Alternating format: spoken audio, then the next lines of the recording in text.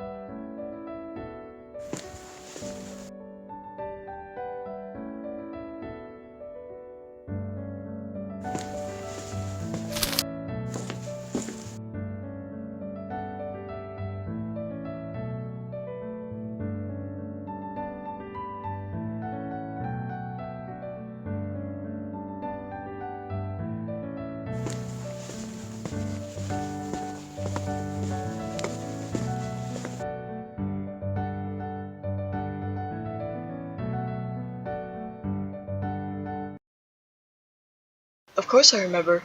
When I used the old whoopee cushion in the handshake, your reaction was too priceless to forget. Sans, that was not our first time meeting. Have you truly forgotten that night? I suppose it was a long time ago. Nah, I remember it clear as day. I just figured you'd forgotten about that. Well, I suppose I could explain, if you do not mind, Sans. Sure. Knock yourself out. Let us see. It was about 16 years ago. I was working for my father at this very bar as a busboy. I was 12 then, and on that particular night I was simply taking out the trash. I never could have imagined what I found in that back alley.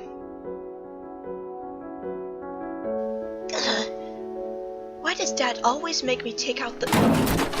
Huh? Who is there? Wait! Come back! Please, hold on.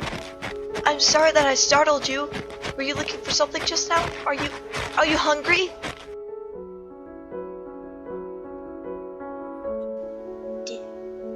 Did you just ask if I was hungry? Usually when monsters find me digging through their trash, they have a bone to pick with me after.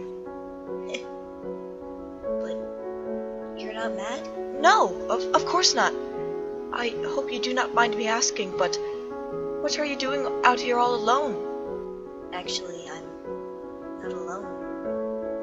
I have my little brother with me, and I haven't eaten in a while, so I decided to stop in Snowden for some food. But all of the shops are closed, and I don't have the money to pay for food anyway. I'm sorry for going through your trash, but I really should get going. This poor little kid does look like he is starving, and he has a little brother with him. I had to help. Hold on. Please wait here for just a minute. I promise I will be right back. Huh? Tonight I knew I had to do something to help, even if it meant lying to my father. I knew I would be punished somehow afterwards, but I was not about to let anyone go hungry if I had a say in it. I was prepared to steal from my own father. Okay, here we go. Grillby, where is our last order? What are you doing back there? Sorry, Father. I did not cook the order properly. I will get on the next one when I am done with the trash. Very well, but be quick about it. Oh, hey, there you are. You ran off in such a flash, I figured I'd hang out like you asked. Thank you for waiting. I apologize for my sudden disappearance, but... Here, this is for you. I packed 2 hamburgers, 2 large fries, ketchup and mustard packets. I believe you should be set. I apologize for there not being more. What? But... I can't pay for... Oh, no. You do not owe me anything. We could start a tab if you really wanted, but please take it for your brother and yourself. After all, skeletons cannot live on empty stomachs, can they? Oh my, that was a horrible pun. I apologize. Good one. I can't thank you enough. My name is Grilby. My friends call me Gribs for some strange reason. Grilbs. I like it. My name's... Grilby, where on earth are you? We have customers waiting! Oh no, Father. I'm sorry, Father. I was just talking to a friend of mine and... Where did he go? He was just here. When I saw Sans and Papyrus together for the first time, I could immediately tell just how much Sans cared about his brother. The two of them were obviously hungry, but Sans let his brother eat before him. I wanted to call out to them, but I had a feeling they did not want my father to see them and get caught. Papyrus waved at me, thanking me, I suppose. I did not deserve it. I wished I could have done more, but the next thing I knew, they vanished out of thin air. After that night, I believed I would never see Sans and Papyrus again. The experience influenced my life substantially, and I dedicated my time to serving people here as my father had intended since I was born. Then, about 18 years later, Sans and Papyrus suddenly reappeared in Snowdon. Sans and I had never really talked about that night, but even now I cannot help but wonder. Where were you and Papyrus for all of those years, Sans? Why were you two homeless back then? There really isn't much to tell, Gobes. It's a pretty boring story. Besides, the kid doesn't want to have to listen to a long old story like that. Isn't that right, Oh, jeez, kid, not you too. Listen, you two. I have my reasons for staying quiet about our story. Honestly, I've never told it to anyone. Partly because I don't really like living in the past, and also because I don't want my past to change what I've got now. And trust me, if you knew some of the things I've done, I doubt you'll ever be able to see me the same way again. But if you really want to hear the truth, there's one term you have to agree to first.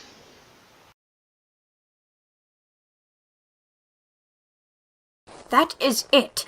This is the final sock, Sans. I knew he had simply hidden that sock he left downstairs months ago somewhere instead of taking it to his room. This time I will not give in to his lazy ways. Sans will just have to carry his revolting sock as punishment. It is about time that I, Master Organizer Papyrus, imbue proper habits into that skull of his. I swear, what would Sans do without— If you really want to hear the truth, there's one term you have to agree to first. You can't tell Papyrus anything I'm about to tell you. Sans. What? Sans, why would you want to hide your own past from Papyrus? As your brother, he deserves to hear such information. Why not simply tell him the truth as well?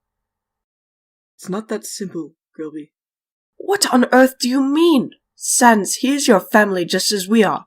I know Papyrus would understand whatever you have to tell. You don't know a damn thing about what I've done!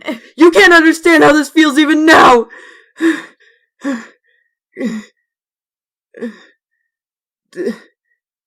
Damn. I'm sorry, Grobes. I haven't lost my cool like that for a long time. I understand what you're saying, but I just can't tell him. Sorry, pal. But if you want to hear anything, I really need you to stick to the term. I see. Then I suppose I will agree to it.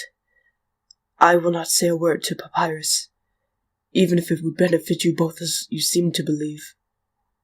Forgive me, Papyrus, but I believe Sans needs to rid his mind of his secrets if he is to move on. Well then, kid, I guess it's your turn. I'm sorry to even ask you this. I know how close you and bro are. But if you're, determined to hear this story, then I need your word. Very good, Frisk. You have impressed even Master Chef Papyrus.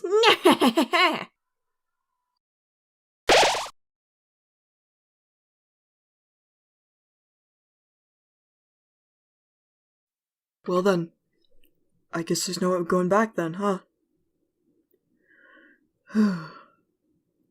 Okay. I'll tell you everything there is to know about my bro and I. You might as well get comfortable. The story is no walk in the park. I guess it's time to break a leg then, huh? Man, I've never had stage fright before.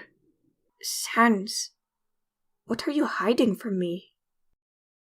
Let's start out the old-fashioned way, huh? Once upon a time, monsters and humans lived in peace. But even during a time of peace, the king of all monsters still had his loyal followers, the royal guards. Monsters of integrity and strength. One such monster was known for her unparalleled magical skills and her quick wit, for both attacks and puns. Her name was Ariel. She was one of the elite royal guards to King Asgore. She was fast, bright, and funny as hell. She could make anyone smile or laugh. Oh, who's my precious little funny bone, huh? Especially her baby Bones brat, Sans. Yep, I was Mom's first monster kid. I don't remember a whole lot of our times together, but what I do remember is that Mom was really something. She was so kind and was always smiling. I looked up to her so much that I started picking up joke books as soon as I could read. I was her funny bone after all. Had to live up to the name. I am so proud! And even though she was a single mom taking care of a little monster kid, she still trained hard and helped others in the Royal Guard get stronger every day. Mom and I only had each other, and sometimes I got lonely when she was away. On those days I'd ask if I had a dad. She'd always answer with a smile. Sans, you have a father, and I know he loves you very much. Someday I'm sure you two will meet. But until then, know that I am always here for you. And then one day, both of our lives totally changed when Mom came home with a little bundle of bones. There's my little funny bone.